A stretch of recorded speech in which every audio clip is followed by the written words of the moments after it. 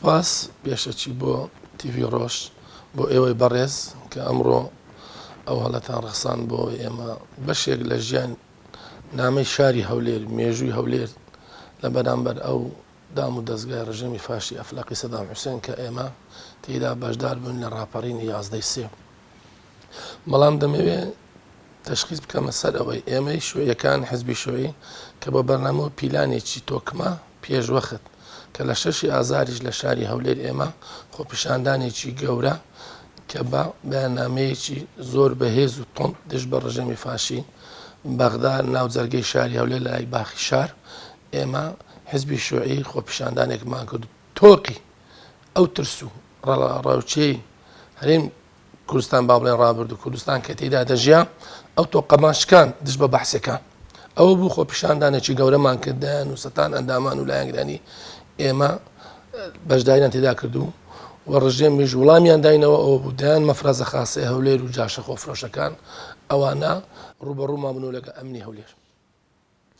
6 ئازار بەرنامەی حزبی شوێی بوو کە دەبی لە هەولێر ئەو تۆقە بشکێندرێن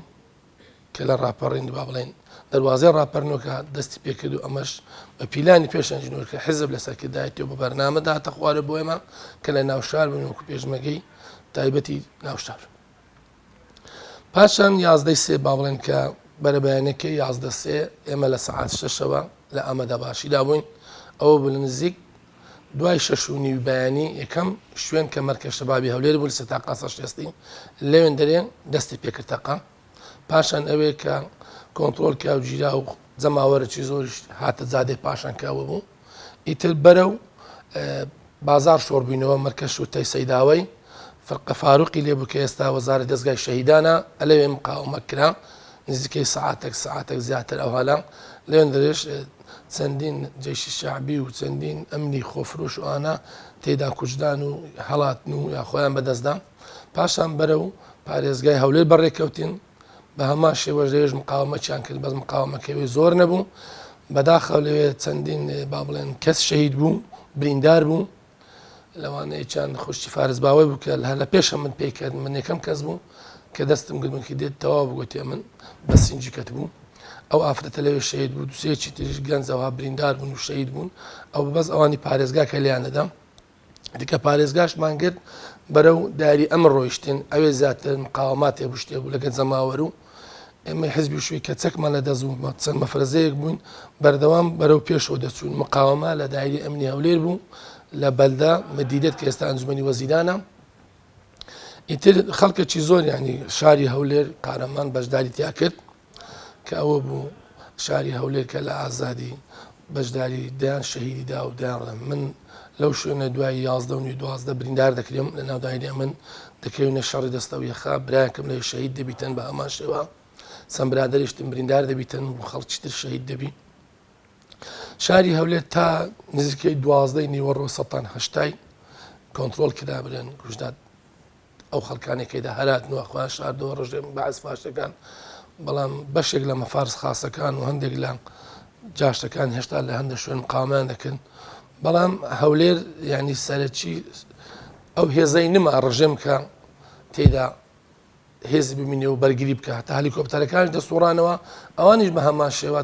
دەستیان بۆ بەرەو کەرکوو بەڕێکەوتن نەمان لە هەولێر ئەو بڕژێم کە شکا ئەوەی خۆی شاردەوە ئەوەی لەلایەن مەفارس خاسە و جێش شعبی و یان خەڵکانیش تر مستەشارەکان لە هەندە شوێنەکان خۆیان شاردەوە باقیتر ڕۆیشتن 11 لە هەولێر بڵێسەیەکی یەکزار گەورە بوو لە مێژووی گەلی کورد کە ڕژێمە لە بە 2 سعات بە 3 سعات با بڵێن کۆتایی پێبی ئەو هێزە گەوری ڕژێم کە لە هەولێر ئەو فەرقەی سەربازی هەی بوو ئەم مستەخباراتی بوو ئەم فەوز و مەفرەزە خاسی هەبووی جاشایەتی بەڵام خۆی نەگرت لەبەر هێزی هاوڵاتی بامە هێزی بەرگری کوردایەتی هێزی بەرگری جەماوەری شاری هەولێر و هەم کوردستان ئەمە دەستپێکە لەوەی کە شاری هەولێر دایان شەهید و قوربانیدا کە ئەو ئازادی ئەو ڕۆکەمە قسەی تیا دەکەین بێتە دی خۆی هەموو شۆڕشێک پێشوەخت بە بەرنامەوە پیلانی حزبی سیاسی دەبی لەگە کەسایەتی و شۆڕ و جێر و دایان مامۆستا و هونەر و ڕۆشنبیر و پرۆفیسۆر و ئەوانە کە شۆڕشان دەبن دەیان سەدان شەهیدی دا 100 ساڵە کورد شەهیدی دا 6 ساڵ 70 ساڵ شەهیدە توەگەر لە بیستەکانەوە پێدابین ئێمە کە کوردستان دابەش دەکرێت کوردستانی گەورە مەسە چار وڵات ئەو ڕژێمانێک کە کوردیان دابەش کرد بە بەریتانیا و ڕووس و فەڕەنسا و تر وڵاتانی تر تورکیا و ئێران و وڵاتە زلێزەکان کورد لە دوای دابەشبوونی بەردەوام بۆ لە خەبات تێکۆشان خوێن بەڵام خەبات تێکۆشانی ڕاپەڕنی ساڵی 91 خدایان خۆ پیشاندا و ڕاپەڕین کرایە و دەیان زار کورد ناوچەکانی خۆرزگا کردو و حکوومەتیش تەشکیل کردو ئەگە جەمهوریە مەهاباد بی و شێخ مەحموودی نەمر بی و دوای وانیش کەم وا بڵێن ڕاپەڕین 11 ئازاری ساڵی هەفتا بی هەموو شۆڕشەکانی کورد یعنی قوربانێکێک زار گەورەی داوە خەڵکێکی تێکۆشەری هەبووە لەسەر ئەو نیشتیمانەی دیفاعی لە خاک و زمان و ئاو نیشتیمانی خۆی کردووە بەڵام نەبوونی سەرکردەیەکی پاک و تێکۆشەر و ملەتی سەرکردەی گەلبی نەبووە سەرکردەی حیزبی بووە سەرکردەی چەند شتێک بووە ئەمە یەک دووش بڵێ ئەم ڕاپەڕینە بەرهەمەکەی ناتەدی بینی ما لە زمانی ڕژێم دەیان کارگەی دەوڵەت هەبوو ئی ملت بوو شخصی سەدام حوسێن و کەس نەبوو کارەبات ئەتوو مەسەلەن هەبوو بنزینت هەبوو کێشەی غازن نەبوو کێشەی موادە غذایی ستۆکن نەبوو دەیان سەدان تۆ لە ئەم خاکەی تو بگرە یعنی زێڕە ئەو خاکەی تو هەمویان تەفرت و ناکرد و فرۆشتیان بە ئێران و بە تورکیا و بە وڵاتانی تر ئەمە کە نەهاتەدی کە بەڵێن پێ مەسەن تۆ تا ئێستا 24 ساڵ حکمڕانی دەکەی بە ناو دەوڵەتی من دەڵم دەوڵەت نی چ تۆ عەلەمت نە لە هیچ جێیەکی تۆ پارەت نییە وەکو دەوڵەت تۆ لە هیچ جێک ئاڵایەکە لە پشتەری هەر نادەن نە لە تۆگرتوەکان ئەندامت هەیە لە هیچ شوێنێ تەنان خۆ بەڕێوەبەرەیەکە کە تۆ دەیکەی ئەوانیش دەوڵەتی مرکزی ناتوانانی بەڕێوە دەبات چۆیت کە توی اتفاقەیە کراوە هەموو دام و دەستگای ئەو ڕژێم و دەوڵەتە تێکس و هەروە شایتەوە کە بگرێ ئێستاش ناتوتە سەر خۆی عێراق بۆیە دوژمنانی کە با بڵێن سەرەکی ملەتی کورد کە ئێران و تورکیایە توانیان هەرێمی کوردستان دابەش دوو بکەن یەک بەگەر تورکیا بکێ و یەک بەگە ئێران بکێ و سەدان و هەزاران کەسیان بە کوشتندا لە شەڕ براکوشی ئەمە کارە ساتێکی گەورە بوو بۆی ڕاپەڕین کرا بۆی خەڵک ئازاد بنەک خەڵک بۆ کوژدەی خەڵک لە ماڵەکەی خۆی دەربکرێ یعنی کورد بە کوردایەتی خۆی خەڵکی خۆی دەربەدەر کرد ئەمە خەڵک خاڵشکە کە بیدێم زۆرەوە نەبین ئێمە تا ئێستا لە هەرێمی کوردستان خاوەنی چینە تورکیاوە چەند هاتە ناو خاچی تو ئێران بێت تا چەند دەرێ دەتانی بێتن خەڵک ڕۆژانە خەڵکمان لێ تیرۆ دەکەن ڕۆژانە بە سار و خیلێمان دەدەن دەیان و کەسمان لێ بریندار و شتێ گوندەکانمان دەسووتێنن کەواتە ڕاپەڕین ئەوانێک کە ڕاپەڕین کرا نهاتە دی ئێستا ژیانی خەڵک لەو پەڕی بچێتی و هەژاریدایە هەزاران شوقەی زەخم و هەزاران وێلای زەخم و دەیان شریکەی زەبەلاعی گەورەی حیزبی دەستی بەسەر هەموو بەرژەوەندی ملەت داگەتیان 250 بانکە حکومەت نییە لە زمانی ئەو ڕژێمە فاشی ئەفلەقیەی لەو هەولێرەی 4 بەنزیخانە هەبوو ئێستا یەک بەنزیخانەی حکومەت نەمایە بە ناوی حکومەت هەزاران بەنزیخانەی مەسئول و بەرپرس و حیزبی دروست کراوە ئەمانە هەموو کارەسات و بۆیە پەشیمانی هەزار پەشیمانی داگیرکردنی ئەم خاکە لەلایەن دوو حیزبی دەسەڵاتەوە هەموو ژیانی خەڵکیان دۆکرد طبعا لە 11 شێ پێشی 11 شێ حزب و هەموو لایەنەکانی دەرێ ینی بەرەی کوردستانی بە تەمای فرسەتێک بوون کە ئەم فرسەتیان لە دەست نەسی کە حکوومەتی عێراقی ئەو کاتی ئەو پەڕی زۆعفی هەبوو بتوانن ڕاپەڕینێک بکەن ینی مافی کورد ینی خەڵکی کورد ڕزگار بکەن ئەو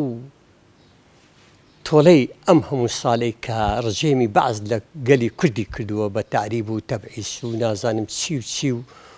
ینی ئەوە بکەن ئەم کووردا تا بگەینە قۆناغێکی باشتر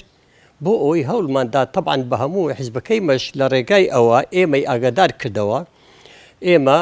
بە شێوەی گروپ ئیشمان دەکرد بە تەنزیمات لە هەولێری گروپ بوون گروپەکەی ئێمە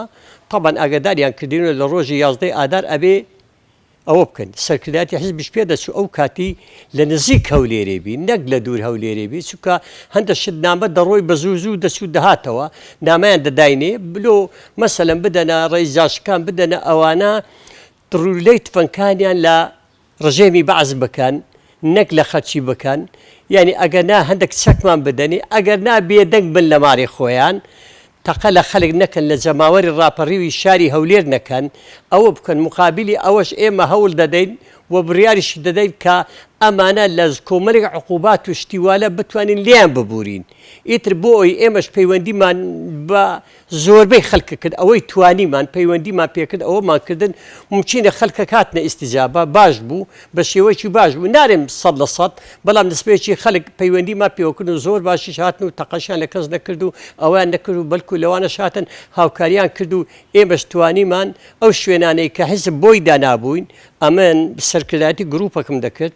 ئێمە بە ناوی گروپی ژمارە 15 بووین لەوێندەری کۆمەڵێک هاوڕێ بووین لەوێندەرێ من بووم هاوڕێ علی عازی بوو یادی بەخێر نماوە خەدر قادە سنجایی بوو ئەویش نەماوە هاوڕێ مەغدید حازی بوو ئەو بەرپرسی کۆمەرێک یعنی بابرین ڕۆشنبیر و شتیوالە بوو ئەو هاوکاریشی باشی پێشترش دەنجی گەلی عێراقی دەکرد یعنی لە ئەوانە هاتین پێکەوە و دومین لە ڕۆژی ڕاپەڕینەکەش ئێمە 3 سال جێمەلۆدانرا بوو ئەو جیانەی ئێمە چوونەگە خەچیت کە جەماوەری تریش خەڵکی تریش هاتین توانیمان دەست بە هەموو جێیەکان دابگرین یەک لەوانە ئەوەی ئازادی بوو ئیتیحاد نیسای بەعس کاتی خۆی کە جێی شعبی لێ بوو توانیمان ئەوێ دوایە مەخفەری شڵتەی ئازادی دوایە مەزومە لەگەر مەزومە و لەگە خەڵکی تری توانیمان دەست بەسەر مەزومەش دابگری ئەو ئامانجەی ئێمە ڕاپەڕین بۆیان کرد بەداخەوە دەتوانم بڵێم ئەوەی کە خەڵک دێ ئەوەی کە خەڵک دەویست ئەوەی کە خەڵک ویستی خەڵک بوو کە خەڵک تەسحی بۆدا بەم شێوە نەبوو کە خەڵک دەیویست یعنی نارێم هیچ نەبووە ئەمن نەخێر شت بووە بەڵام کۆمەڵێک شتیتکەی لە پەناکرا کە دەکرێت ئێستا کەش بەردەوامە لەگە دەکرێت ئەمانە بەداخەوە نەدەبایە ئەمانە هەبوو ئەم میلەتە هەموو تەسحیدا ئەم هەموو هەوڵەیدا ئەم هەموو بە چاک و خراپ ڕۆژانە سەجادا تێگەیشتی ئەمایان کرد بەڵێ نەخێر ئێستا من پێ دەرێم نەکراوە بەپێی پێویست نەبووە کراوە بەڵام بەپێی پێویست نەبوو لە گروپەکەی خۆمان ئەمە ئەو ڕۆژی 2 شەهیدماندا یەک لە مەزومەیەماندا یەکە چیش لێرانە لە بارەگای ئێرە ئەو مەقڕی بابرین ئەوەی پێشتوو ئەوەی شیراتۆری بینایی نقابات لەوێ هادی برام لەوێ شەهید بوو